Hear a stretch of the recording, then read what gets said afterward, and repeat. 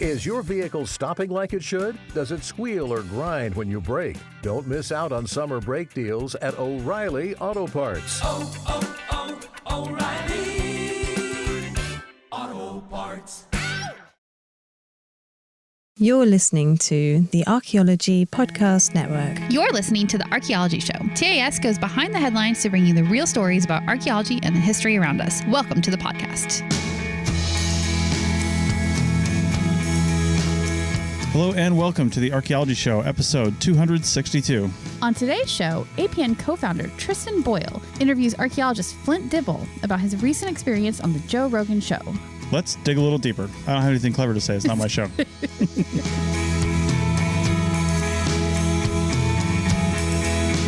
All right, everybody, welcome to the recording. So, as you heard in the intro, this is not Rachel and I today. It's not our show. No, it's not our show today.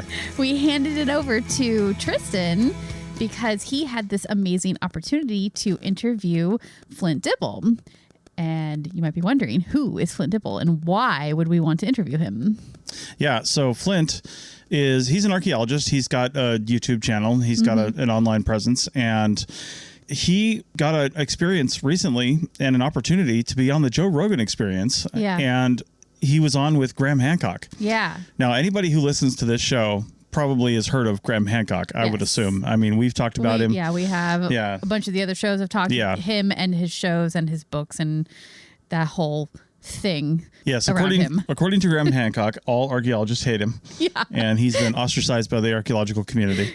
But he's also not an archaeologist. Right. So but we don't accept him, but also he's ostracized. Anyway, whatever. Yeah. So it was a 4-hour plus episode without a break. Typical Joe Rogan style. I think I don't know how people listen to that. I don't even think they daily. took bathroom breaks. I know. It just 4 hours. Yeah, just they just kept going. Yeah. And Flint and Graham both had basically PowerPoint presentations. So if you can watch the YouTube video, we'll link to it in the show notes here. Yeah. But if you can, I really don't want to give Joe Rogan any YouTube views, but it's not going to change his millions of dollars. We're not going to affect him. So go watch it. It's not really going to have an impact. Yeah, our little audience. But anyway, this interview Tristan did with Flint is basically about, how Flint got on the show, his preparation, what his experience was. Yeah. And it's interesting. And, there's a lot of archaeologists out there that wouldn't have gone on a show like this up against somebody like Graham Hancock on the Joe Rogan Show. Joe Rogan is a well-known conspiracy theorist and somebody who's like a friend of Graham Hancock. Yeah, he's buddies with Graham Hancock. He's kind of always going to take Graham Hancock's side, but if you go watch the show, you'll see that there was actually some pushback. Yeah. Joe Rogan gave some pushback to Graham and kind of almost seemed to side with Flint a little bit.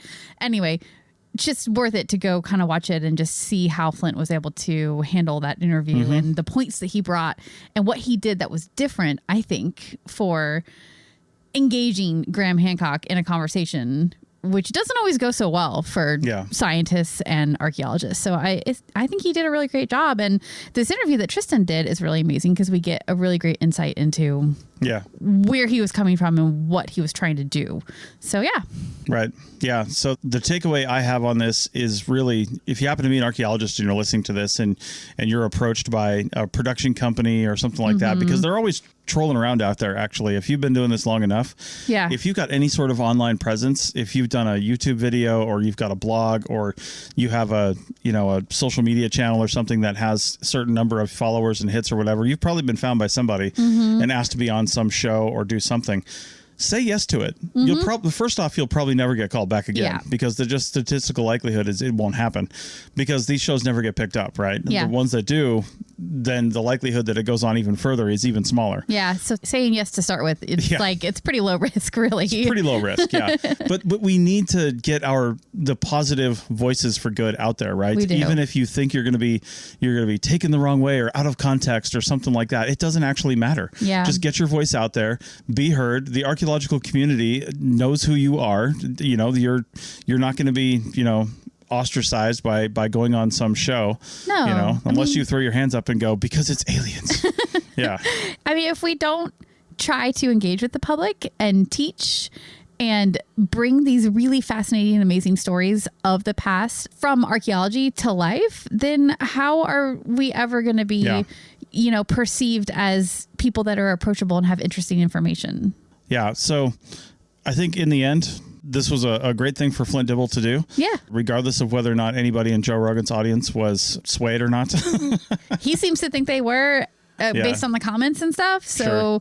But yeah, just go on and listen to Tristan's interview and you can learn more about how he felt about it, how he felt it went and what he did to prepare for it. And yeah, it's really interesting listen.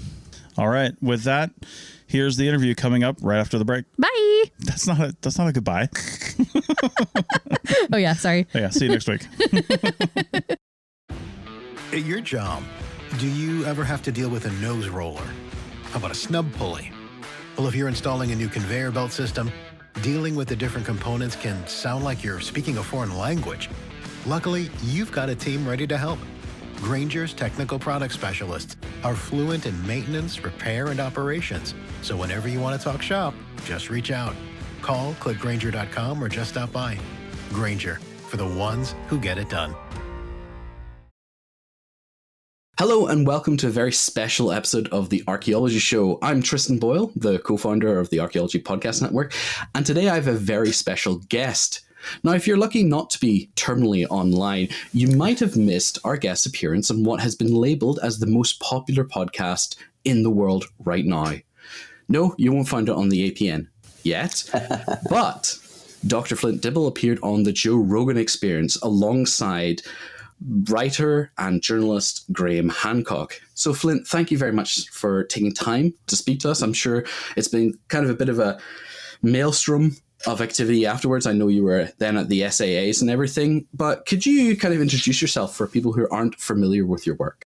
Hi, yeah. So my name is Flint Dibble, and I'm an archaeologist. I'm currently a research fellow. I have a Marie Curie fellowship at Cardiff University. And so my research actually focuses on zooarchaeology in ancient Greece. So I study a bunch of animal bones, sort of the trash of the past. But I'm very active online on Twitter, or X as it's now called, and on YouTube. I'm trying to move over there. And in that sort of online outreach, I share as much as I can about real archaeology. But I've also been active in sort of fighting is the wrong word, but speaking up against pseudo-archaeology in the media and online and things like that. And so, yeah, that's who I am. So I wanted to start this off by going back in the past, which, you know, archaeologists aren't very fond of. And I kind of want to go back to, obviously, I don't know whether this was the inciting event, but Graham Hancock's Netflix show, Ancient Apocalypse, released now over a year ago. And it caused a stir when it arrived, basically because I think a lot of people in archaeology felt like the facts didn't match the interpretation. Now, that somehow has kind of like tumbled into you appearing on Joe Rogan. Give us a sense of like how that actually progressed and how it was you selected as a volunteer. Yeah, so I mean, actually for me, it started before that. In May of 2021, a new show was announced on the Discovery Channel in the U.S. called Hunting Atlantis. And so I'd kind of ignored pseudo-archaeology and Atlantis narratives and aliens narratives until that show dropped. I had a friend, Taylor Hermes, who asked me to review this unpublished paper that show was based on. And I wrote a Twitter thread, did some research, and it went fairly viral. And then as I looked into that show, I realized that TV show had taken advantage of a number of colleagues of mine and had told them that the show was on their research, interviewed them on their research, and then clipped them into this hokey hunt for Atlantis. Me and some colleagues actually have an article we're trying to publish in the European Journal of Archaeology on how this documentary did that. And so that's what first got me paying attention to the popularity of Atlantis in today's world. And as a scholar who focuses on ancient Greece, I quickly became interested. Why is this suddenly so popular? So I started doing some research and figuring out a little bit more about this because I realized, none of us search for Atlantis. No real archaeologists are looking for Atlantis. And I thought, maybe we need to explain to the public who's very interested in Atlantis why this is the case. And so I started reading, older texts like Ignatius Donnelly and Graham Hancock. And then I heard that he had a show coming out. And so I read his books for the first time, at least a few of them, I guess September, October 2022. And it was I forget if it was late October or early November, the show Ancient Apocalypse came out on Netflix. And it showed up on my Netflix feed. Well, everybody's, yeah. And so the day it came out, I said, all right, I guess I got to watch this, see what it's about. And immediately it's just an attack on archaeologists. It is just, we are arrogant, we are patronizing, we get everything wrong. And so me and my wife, we finished the entire show, all 4 hours of it in one sitting, finished a bottle and a half of wine or something like that. And the next morning I sort of woke up and said, all right, I got to write a Twitter thread on this. You know, I've done this research already on Atlantis, and I crafted something like a 50 tweet thread, and it went very viral, like fairly quickly. I mean, by my standards, meaning it has like, 6,000 likes. I don't know. Read 100,000 times, something like that. And immediately I was contacted by an editor for The Conversation UK about adapting that into an op-ed. So I did that, and that was read a few 100,000 times. And so in the wake of it, a bunch of other archaeologists were speaking out as well. And Graham Hancock singled out one of them, John Hoops, who I guess they have a long-running history. I got to talk with John actually at the SAAs. I got to meet him for the first time there.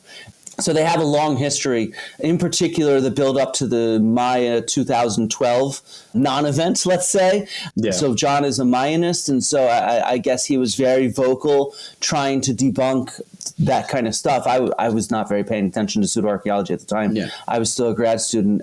So John refused to debate Graham Hancock. Graham Hancock wanted someone to, and eventually I realized somebody's going to do this. And I realized that I had a strategy. In a sense, I didn't want to go in and just debunk him. I wanted to go in strong with a pre-bunk and demonstrate the real evidence that we have in a strong manner. And so I didn't want it to be somebody who was a debunker, if you see what I mean, to go in and talk to him. I thought that would be a mistake. And so that's when I volunteered. And I think Graham jumped at me because I was an actual scholarly archaeologist. Another PhD ancient historian, David Miano, who is a YouTuber, had also volunteered. And so I don't really know exactly why Graham chose me, to be honest, but he picked me, and then he announced it. And then the crazy thing happened where the next day I got the phone call that my cancer had returned to my lymph nodes. And I had to, I have melanoma. So I had to delay it. I had surgery. I had a year of therapy. I'm now fully cancer-free. I mean, I have been since the surgery. But so that's why it was all delayed for a year as well. Sure. That's why there was that huge lag in how it happened. So that's kind of how. It's a weird roundabout story. I mean, obviously, it sounds like you got radicalized, to be absolutely honest. You kind of like no knowledge and then burned through everything. And I mean, you came out the other side a freedom fighter for archaeology. But the thing is, what I find interesting is I think because you went in with the mentality that you weren't there to debunk him, because I kind of agree that, I know I've written years ago a blog and a podcast episode, but I agree with Graham Hancock in terms of, I think we need to get better engagement with people in the past, show them what's there, show them how we do things. And there are under kind of studied areas in archaeology that actually what he might not really talk about, and I noticed this throughout the debate with you, he focuses on the global south, for want of a better term. And he argues that it's because, during the last glacial maximum, Northern Europe was frozen wasteland. And that's why we want to find it elsewhere, because you wouldn't want to live in a frozen wasteland. And I think he kind of misunderstands maybe a wider perspective of, the reason why, and one of the problems with archaeology that I see is that a lot of the times the global north going into the global south, and has been for many, many years, and extracting knowledge, from those areas. It's only recently where we've had a lot more visible and public input from archaeologists in those areas. And I think, Graham Hancock's done it a long time, and obviously he's prepared, whether they're battles in the blogs of his web pages or there are things where he kind of spars with people on Twitter. It's evident that you weren't going up against somebody who, this wasn't their first rodeo, but this was maybe your first rodeo in this kind of platform. Do you think that, is there some sort of thing that you drew on in terms of like maybe the content you consume or things that are in archaeology that you were like, right, I kind of understand how to deal with this kind of person?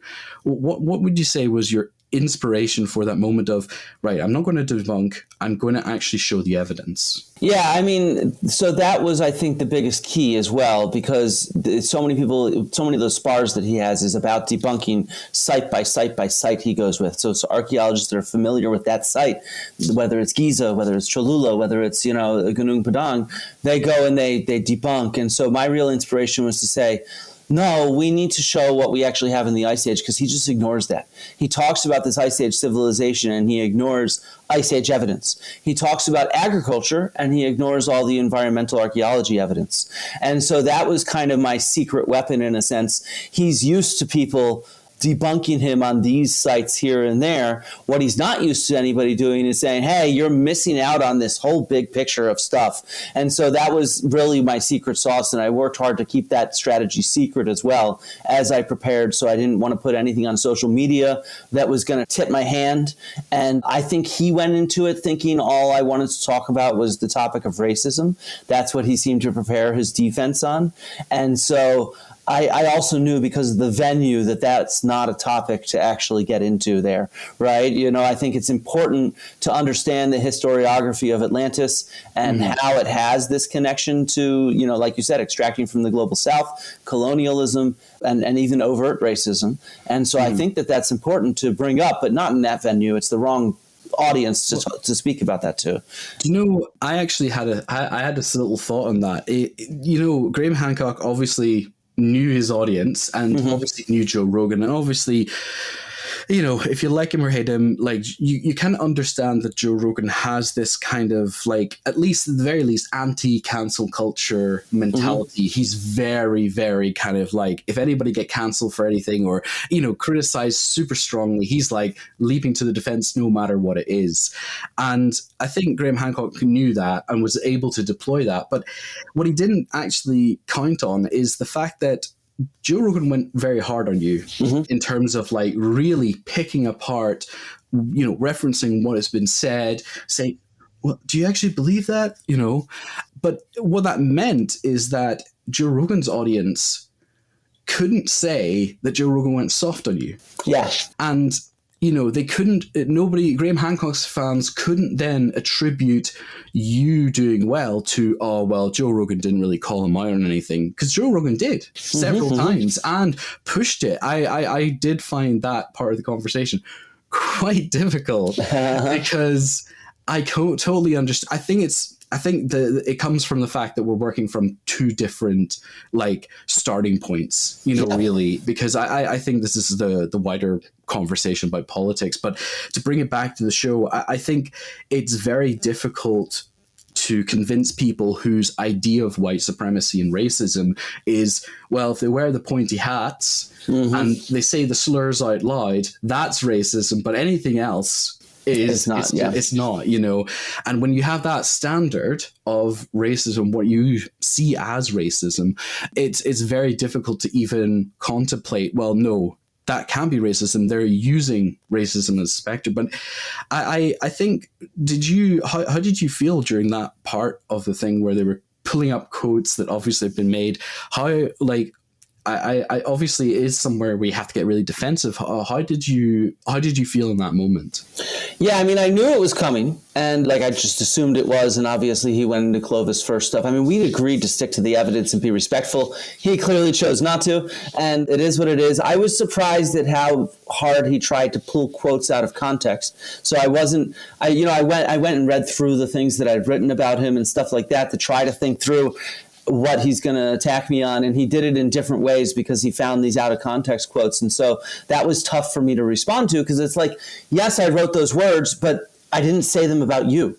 And so I kept trying to say that, and that was difficult to get across. I eventually was able to turn the topic towards his sources and get into a more comfortable for me conversation about Quetzalcoatl and the depictions that I'd found that were pre-contact, pre-Spanish colonial, that show him clearly without white skin despite in Fingerprints of the Gods and Magicians of the Gods, he's described as a white-skinned foreigner coming from Spanish sources. And I was very pleased to see Joe respond to that. And he really grilled Graham a bit on that, saying, like, you know, of course, Spanish domination and subjugation and colonialism is going to have an impact on mythology. How could you assume that it wouldn't? And so that actually really made me quite pleased, because I think it made a click in Joe's head about what I was actually trying to say, rather than some of those quotes that were out of context. I think Graham made a few mistakes there as well, where I've heard that Joe Rogan does not like social media muddy stuff coming to his show, and Graham kept showing tweets. And then I think also where he pulled this quote out of my article and put it there like it was a headline, when it was just buried in there, and it took Joe a second, but he's like, Graham, did you put that up there? And Graham's like, yeah. And Joe was just like, oh, come on, man, you're just, you know. Yeah, you're doing it, yeah. Or what was it, the scare quotes around big archaeology? That was just the silliest thing. I was like, how is this a gotcha? I'm clearly being sarcastic here.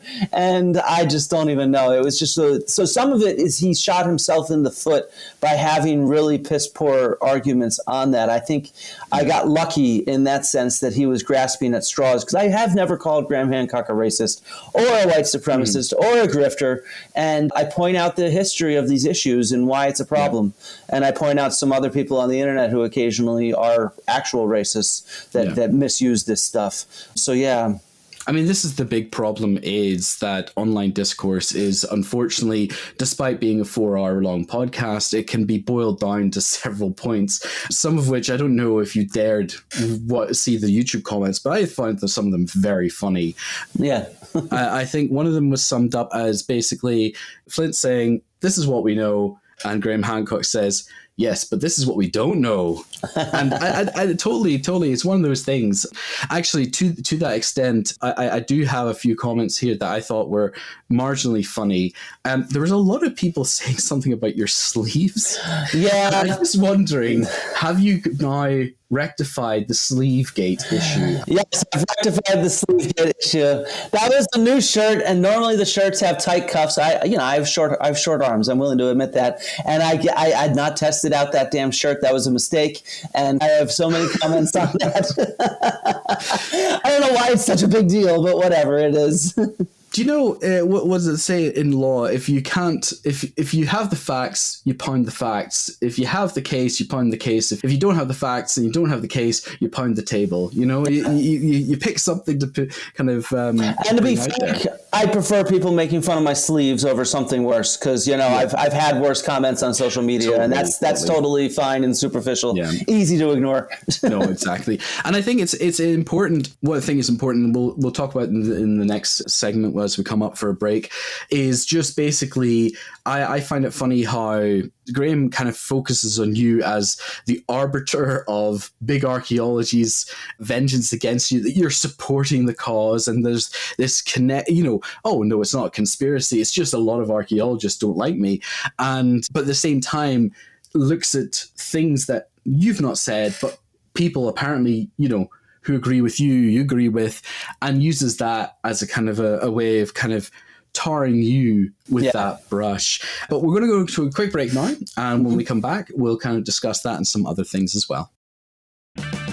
Save on O'Reilly Brake Parts Cleaner. Get 2 cans of O'Reilly Brake Parts Cleaner for just $8. Valid in-store only at O'Reilly Auto Parts. O'Reilly Auto Parts. And you're listening to the Archaeology Show, a special episode with me, your co-founder, Tristan Boyle. I'm here talking to Dr. Flint Dibble about his appearance on the Joe Rogan Experience against Graham Hancock. Now, at one point, there was that kind of discussion about, Flint, you being the harbinger of doom, the kind of the artificer of the great spear of big archaeology. And I find it really interesting how, in terms of what was attributed to Graham Hancock, especially, obviously we were just talking about how a lot of Graham Hancock's sources are from the 18th and 19th century, where there was at times an explicit racial kind of aspect to Atlantis. And your point was his lack of critique of that aspect of those sources and not contextualizing those sources is one of the reasons why it perpetuates those aspects of the sources. Yeah. And he kind of draws upon, well, you tried to cancel him as being racist and misogynist. And I think you very confidently said, no, I've never said that about you. But he's like, well, you've said it about my work. You've said it about the things I do. You know, it's like you're obviously just trying to get on board. But at the same time, he's the one pulling up tweets. He's the one pulling up posts. He's the one pulling up other things, including the SAA letter, which we'll come to in a minute, as examples of his cancellation by archaeology. If he's so readily cancelled, why has he got a Netflix show? Why is he on a Joe Rogan Experience podcast, which has got, at the time of recording, about 4.5 million views? Only on YouTube, too. Only on YouTube. So Yeah. if he's being cancelled, I'm sorry, Flint, you have failed. We're going to have to step up the program here. So what's your kind of take on that? Well, I mean, I think it's bullshit. It's what I think it is.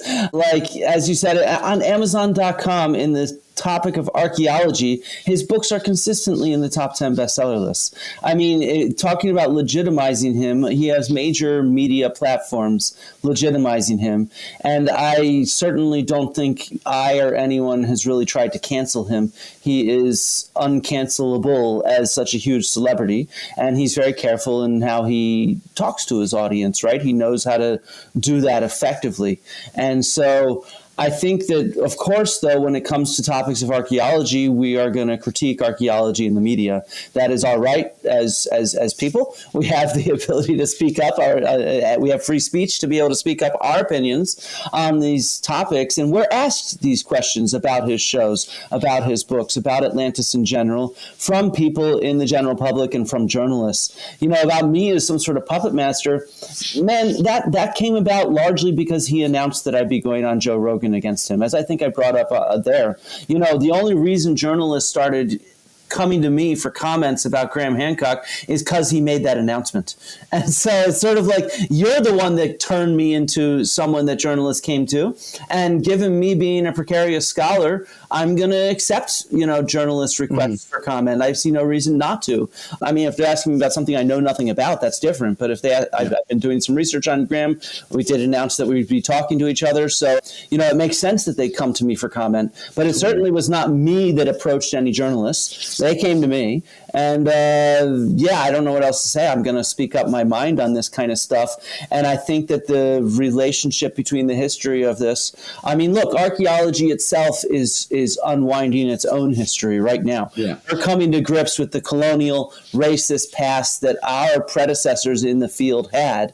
And I think the same needs to be true for pseudo-archaeology as well. You need to acknowledge the history of your ideas and some of the harm that it has caused and some of the harm that it perpetuates today in sort of online, offline spaces. I mean, you know, Graham is very proud. I didn't bring this up, but it was something I wanted to. He's very proud of how he's illegally climbed the Great Pyramid and bribed guards to help him do that. That kind of behavior harms monuments. It actually directly harms archaeological sites, and it directly harms cultural heritage around the world, especially in more impoverished countries where there is not as, you know, good guards around the site to prevent that from happening, and you can bribe them. And so, you know, that's the kind of thing that I think is important. We have to work against this sort of negative side of stuff. And, you know, he can say whatever he wants. I don't care if he wants to say I'm trying to cancel him. That's fine. But I'm not. I'm trying to speak up about what matters with cultural heritage and with archaeology around the world. I mean, to that point, he went on quite a lot about the Clovis first kind of stuff. And, you know, he brought up several names. Jacques Cinq-Mars and Tom Dillehay. Yeah. Again, I Googled those guys, and Dillehay is still like a professor, and has quite a large publishing history. He's got several grants, you know, like he's a research fellow, like, you know, if he was academically cancelled, like, why is he still walking around in academic circles, you know? And I think it kind of makes me feel as if, like, let's be honest, archaeologists can at times be a bit kind of like terse with each other, especially when it comes to like conference presentations and new information. I mean, we all know that one guy who's like, it's a bit more of a comment than a question at the back of the room. I think it's sometimes, it's something that I think archaeology has a history of, is fighting each other on certain academic things. And, you know, I think there is space for a better way of resolving key differences in archaeology. I don't think there necessarily needs to be like a conflict between scholars, but I just find it funny that, like, if he's calling cancellation the way that those two were cancelled over Clovis first, and yet they still have careers after the fact, they're still for decades. Yeah, I mean, that's the same way that he's been quote unquote cancelled as well, because I mean, he's making money from his books, he's making money from his appearances. He's like, Graham Hancock in some circles is a household name. So, you know, in terms of like his cancellation, it's not really stuck, you know. And when we think of cancellation, we really think about the people who've actually been cancelled, you know, and, you know, there are people who've been cancelled for crimes and stuff and things that come out about them. Probably the most of it is people cancelled for crimes like sexual assault. You know, that's what cancels people, not like critiquing their work. Exactly. And the thing is that this is, I think, in the same way that he argues that, oh, you're talking about the racism, I think misogyny came up with something about, you know, all this about, and you're attributing that to my work and therefore me, people come after me. It's like, well, at the same time, you're using the specter of cancellation upon yourself, but it's not actually hitting. It's not doing anything. You're like, I'm cancelled, you know, and no, you're not. That's the thing. But I think we can't, like, archaeologists can't cancel Graham Hancock, and I don't even think we need to. But one of the things that he is very precious about, and actually, when I was talking to other archaeologists, I let a few of my inner circle know that I was doing this interview with you just for any of their insights and thoughts and everything. And one of them particularly, and did publicly on the like Instagram stuff, say that they don't agree with the SA letter. They think that it was the wrong move. In terms of the SA letter, you know, it's still up online. People can read it for themselves. But in your kind of mind, that SA letter, which was released, I think, just after Ancient Apocalypse, was it? Yeah, soon after. How do you feel it fits into all of this? I mean, it was basically ammunition for Graham, really. Yeah, I think so. Look, I mean, to be candid, and if this is acknowledged in my article with John Hoops, both John and I were approached to help write that letter. And so I actually wrote the very first draft, and it was like 20% of the length of that current one that was published. And I think a much shorter, terser, more concise response would have been better, rather than making it over the top. And so I think that's part of the issue, is it became much longer. It became like a mini essay, but in a fairly diatribe sort of manner. And I think that's what I would call is the issue. I'm not sure. The SAA often releases letters on various topics of politics in the U.S. and culture and anything to do with cultural heritage. So this is one of thousands of public letters that they've written. And so I think that them writing public letters can be beneficial, but I think that one was maybe a little too long and too over the top. I wish if I was more of a senior archaeologist, I might have actually put my foot down and said, hey, all this stuff should be edited down in a much more drastic way, because as soon as you start getting over the top, it becomes ammunition, as you said. It doesn't ever accuse Graham of racism or white supremacism, in my reading of it at least, but it does link his work more closely with that than I think is warranted, because he is, as I've said, you know, he definitely tries to be careful about that and not frame things as if this is some white civilization and da-da-da-da. He is careful about that. Yeah. And he doesn't say that stuff. By careful, I just mean he doesn't write that stuff, you know? And so to make it so strong in that way, I think also maybe gives ammunition towards leading people down the wrong path, and gives him ammunition for that kind of cancel culture stuff that he's getting. But at the same time, I also think we can't overthink this. He's going to do that anyway. Yeah. You know? He's just going to do that anyway, because of course his show, which is insulting towards archaeologists, is going to lead to archaeologists to defend what we do, and then he's going to have ammunition. And so it's just like we can constantly second guess ourselves, but that's part of that playbook, and there's no way to avoid it. It's a damned if you do, damned if you don't type playbook. And so, you know, we should just act very strategically and mindfully is my argument, you know. And yeah, I totally agree with that. And I actually think to that point, you know, there's no one way of dealing with, let's call it, you know, alternate archaeology, pseudo-archaeology, because he doesn't like pseudo-archaeology. Yeah, a lot of them don't like pseudo-archaeology. And of course, you know, Graham Hancock says a lot of time, I'm not an archaeologist, but we as archaeologists, I think we need to have a plentitude of different ways of interacting. And I think that's really important. And also, I think it's important that we do take on some criticism, you know, of what we can do better. I think, no, we shouldn't be second-guessing ourselves, but we should have a standard by which we say, right, have we done the right thing here? What can we do better?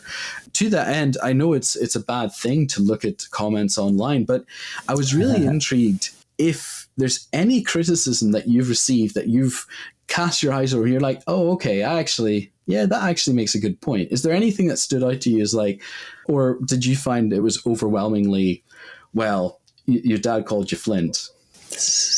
I mean, I do think that I could have handled that middle section better. I've seen comments on that. And so that would be the one that, like, it was the one section I wish I handled better. It's just that was the difficult section. Yeah. You know, my main goal was to go into this knowing what I wanted to talk about and what I didn't want to talk about. And I didn't want to talk about that topic. So I game planned some ways to get around it. And I did okay, I think. I made my point by the end. But like I said, I was kind of caught off guard by quotes out of context. I didn't quite expect it that way, and I didn't have a quick, ready response. I don't know if you saw the YouTube video I just released about the EDFU text and how Hancock clips these quotes out of context. I was waiting for him to bring up EDFU to bring up that thing. That would have been a perfect place to bring that up, to say, hey, this is you clipping quotes out of context again. And so, you know, I think that there were ways in hindsight where I could have handled that more difficult part of the conversation better. So many of the other comments are just things I can't control. They're ways that people see me as a scholar and an intellectual. And so it's just sort of like, what can I do about that? I don't fucking know. And I think a lot of the other critiques I saw were more critiquing not my job there, but how I presented stuff earlier on, where I connected it more overtly to white supremacism and stuff like that, saying that was the wrong approach. Though I didn't do that nearly as strong as other people did. I really buried it, and I tried to make it clear it was about historiography and stuff like that. But, you know, whatever. People are gonna critique. I think as soon as people see any sort of connection to like a racialized aspect of previous work, especially throughout history, I mean, like, it's even recent history that's kind of occurred. You know, people kind of, not to go too off topic, but there is kind of these culture wars that exist, that people have taken sides. Of course. They're for their team or the other team, and they have a very succinct like set of beliefs, you know, like it kind of feels sometimes that I know if somebody believes A, they'll probably believe B, C, D, and E, because it's all within the same kind of ecosystem. And I think, there was a lot of comments about the hat, and at one point you looked like a bit of an Amish DJ at one point. Man, I don't know, like... that's my hat. You wore the hat. Come on, you wore the hat so that people would know you're an archaeologist. I got that hat for $1 in a flea market in Santiago, Chile. It is not an Indiana Jones hat at all. An Indiana Jones hat, because I'm a small dude, looks like crazy on me because the fedora is so big. It's just a nice hat that I like to wear. You know, I wear that all the time. I wear that almost every day, in fact. You know, I go into school wearing it, and it's part of how I dress. I don't know what to say. Well, you dress like an archaeologist, apparently, according to the online community. So do my colleagues. No, that's the thing. It's knitted jumpers. I find are very knitted jumpers and like walking shoes, but not when you're walking. I think that's the uniform of the army of big archaeology. A lot of pockets. Oh, of course. Well, where are you going to put all your finds? Like, that's the thing, isn't it? Cargo trousers with lots of no, it's and they're always dirty. I think that's one One time when I started doing some commercial work, and I met a guy, and he's basically like, yeah, my wife lets me do this because every 3 years I buy her a new washing machine because the clothes get so dirty. I do a lot of archaeology in online spaces, and to some degree, I think it's better to just play the part. It's so much easier to just do that, have that kind of brand right there. It's simple. It's, you know, it's you're not trying to break the mold, you know, try something different. It's just so much easier because my main goal is to talk about archaeology. So if I'm instantly recognizable as an archaeologist, that clicks in people's brains, right? It's sort of, you know, I teach this stuff with ancient Greek art, where there's very clear signifiers of people's identities in the way what they might be holding in a painted scene on a pot, right? That kind of stuff. Deities have these kind of really clear signifiers, and it's much easier for us to just accept some of these cultural signifiers because then that immediately plants that context into people's brains, right? As opposed to trying to overcome that context. It's just they see the hat, they say archaeologist, boom, they're ready to listen to archaeology, if you see what I mean. And so it just makes that a lot easier is what I've found when communicating with the public, rather than just trying to fight against it. You don't want to look like something you're not. As soon as you look like something you're not, then people are like, wait, is this really an archaeologist or is he like an entrepreneur or something like that? You know? No, that would be terrible. Absolutely awful. Entrepreneur, no way. But I think it's also funny. I find through the entire episode, I don't know if you realize that you're coming up against a wife guy, being obviously a dad guy yourself. You know, that was one of the key takeaways apparently from the comments was this wife guy versus dad guy. Yeah, exactly. I also find that very, very interesting. How it was like, I don't know if I'm sure you didn't really prep for that, but it's funny how that kind of within this new context, within this like thing that you're preparing for, you know, it kind of these little extra kind of layers come into it. Was there, how did you feel by the end of the conversation? Did you feel like you'd done what you could? How do you feel overall? Did it go better than you expected or as well as it could have gone?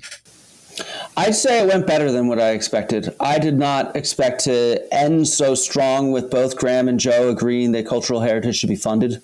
They made a very strong agreement on that, which I hope resonates with people because there's all these cuts going through cultural heritage in the UK, in the US, in university sectors and in public sectors, and so and elsewhere in the world. And I hope that maybe reached a new audience of people because of that. And so I felt really strong about that in the end. But just in general, I mean, you know, I felt like it definitely went better than I expected. I did not expect to sort of have Joe agreeing with me on so many different things. He's known Graham forever, and it seemed like he came away from that really agreeing with a lot of the points that I brought to the table.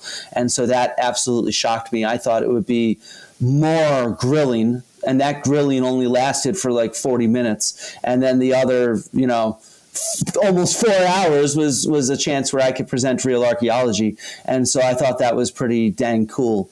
And the responses I've seen online, I mean, yeah, you don't want to read the comments, but if you go to places like the Joe Rogan subreddit and all the comments there, or even the Graham Hancock subreddit, there's a lot of people that have come around from being Graham Hancock fans to recognizing the merits of actual archaeological research, interpretation, methods, and stuff like that. I've had, I don't know how many hundreds of DMs on Twitter that were 90% positive. You know, when I wrote my Twitter thread about ancient apocalypse, I received almost as many Twitter DMs, but they were all negative. They were basically, you woke archaeologist. Mm-hmm.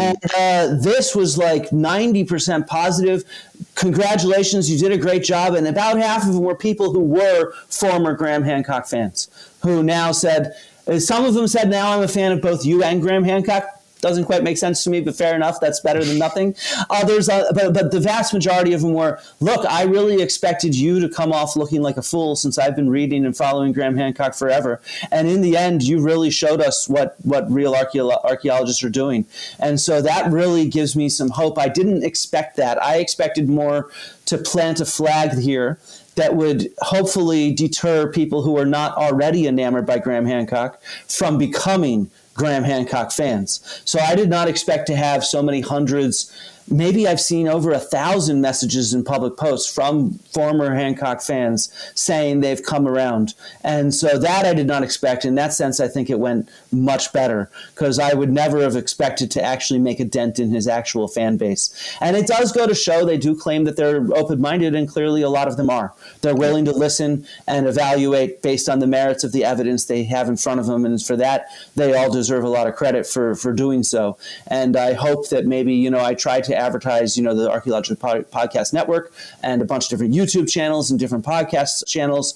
And so I hope that will lead to more attention from real archaeology creators to try to, this audience is interested in archaeology. That's one of the reasons I did it. It's a place where there is a genuine interest in what we do, and they don't really get a chance to hear archaeologists unedited, which was another big reason I chose to do it. I knew I wouldn't be edited strongly there, as archaeologists often are in the media. And so it was a unique opportunity to kind of reach this audience that's interested and not be clipped out of context and this kind of stuff. And in that sense, I think it really paid off. That was one of my big goals, but I didn't expect to hit so many of his fans. That was a real cherry on top, if you see what I mean. And that was cool. Yeah, I think actually the thing about, I think it's curiosity. And I think that actually, funny enough, I think that is one thing that Graham Hancock does engender, is the idea of curiosity and not just taking things at face value. Yeah. Where he talks about we can't, we need to explore beyond the what's accepted as the norm. And I kind of, to an extent, agree with that, because I don't think we should be locked into anything particular. But as you pointed out with your evidence that you came to the show with, it has to be based on something. I kind of felt that, especially with regards to the percentage of coastlines excavated, at what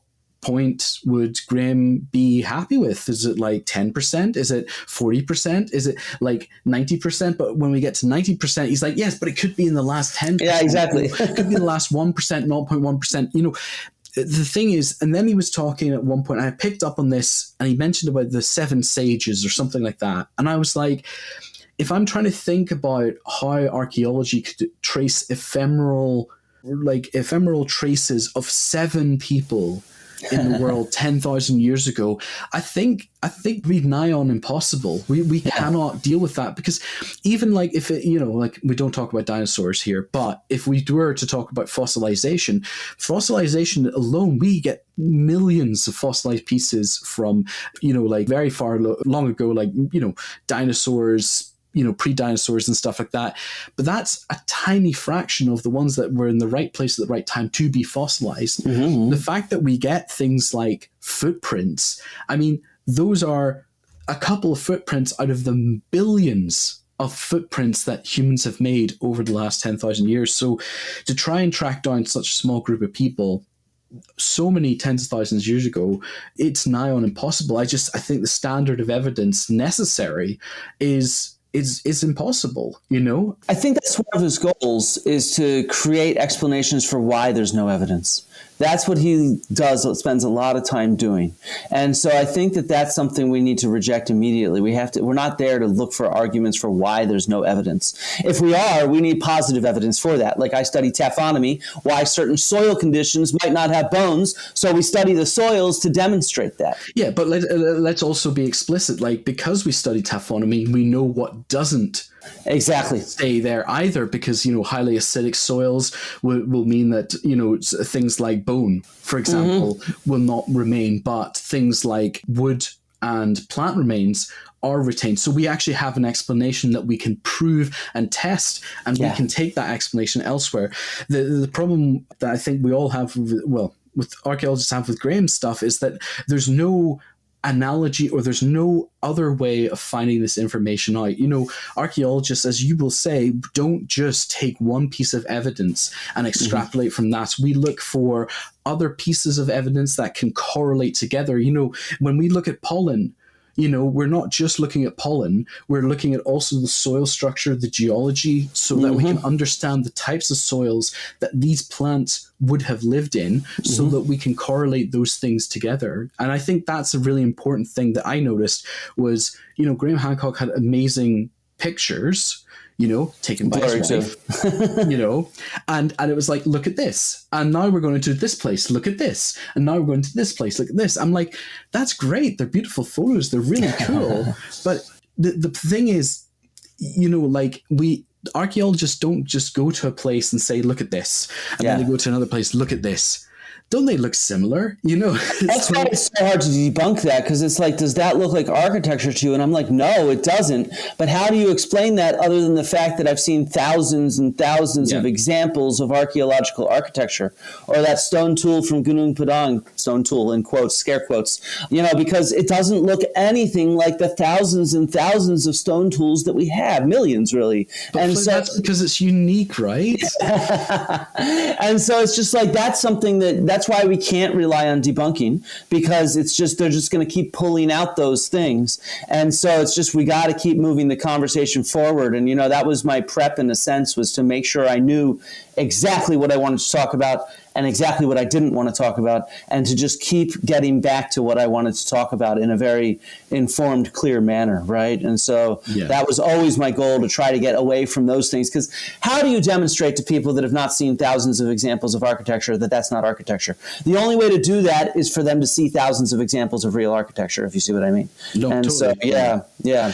I think you've mentioned quite a few times that you do a YouTube channel because you're, obviously that's what you do, and you have a YouTube channel. How do you feel that this experience might change or augment the kind of videos, or how you do your videos? Do you feel like there's lessons learned here? Yeah, I need to think about that actually more explicitly. Right now we have some content that we recorded beforehand, like an interview with the underwater Stone Age archaeologist, for example, that I didn't want to release because of the fact that I didn't want to tip my hand on what I was going to go in with.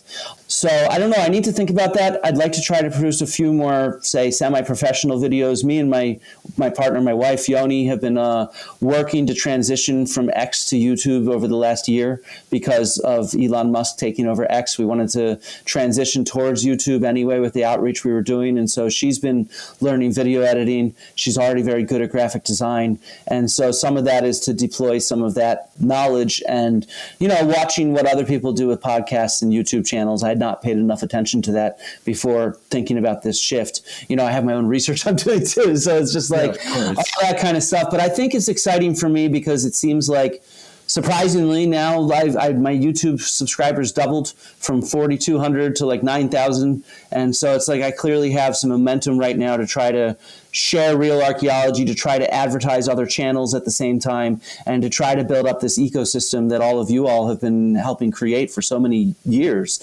And so I think that that's important, to try to distribute as many of these fans as possible across our ecosystem to make it more popular. And I think that's a good thing. I think me appearing on different podcasts will help with that. I think other people giving shout outs around will help with that. And I think we can try to drag more people to understanding what real archaeology is. I'm from the US, even though I'm in Wales now. And what you see on TV is just so shit. It's just, it's such a bad representation of archaeology. And so I think that we need to just get more people to realize what we actually do in the 21st century, the kinds of questions we ask, what actually happens, the difference between CRM and academic archaeology, all these kind of things that people I think would be interested in, but it just somehow never make it into the press very often. And so I think that that's important, and that's my hope, to try to spin this in as much of a positive direction as I can for myself, but also for the larger community of people.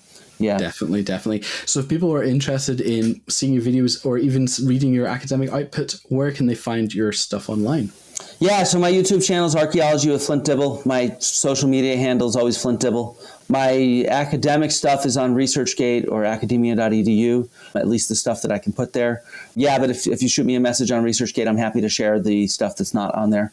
It's easier if you shoot me a message through ResearchGate because it's set up to do that.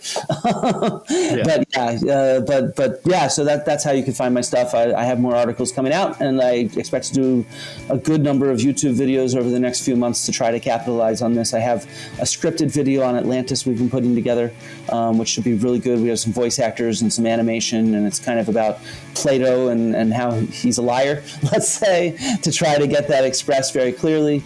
And then I have a few other YouTube ideas and interviews that I expect to do in particular. And yeah. That's great. Thank you very, very much for taking the time out today, and I wish you all the best for the rest of the day. Thank you so much, Tristan. Yeah, thank you.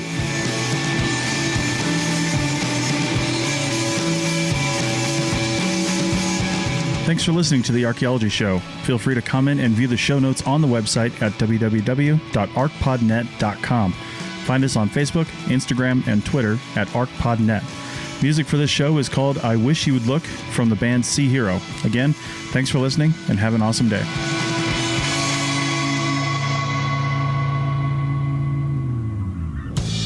This episode was produced by Chris Webster from his RV traveling the United States, Tristan Boyle in Scotland, DigTech LLC, Cultural Media, and the Archaeology Podcast Network, and was edited by Rachel Roden. This has been a presentation of the Archaeology Podcast Network. Visit us on the web for show notes and other podcasts at www.arcpodnet.com. Contact us at chris@archaeologypodcastnetwork.com.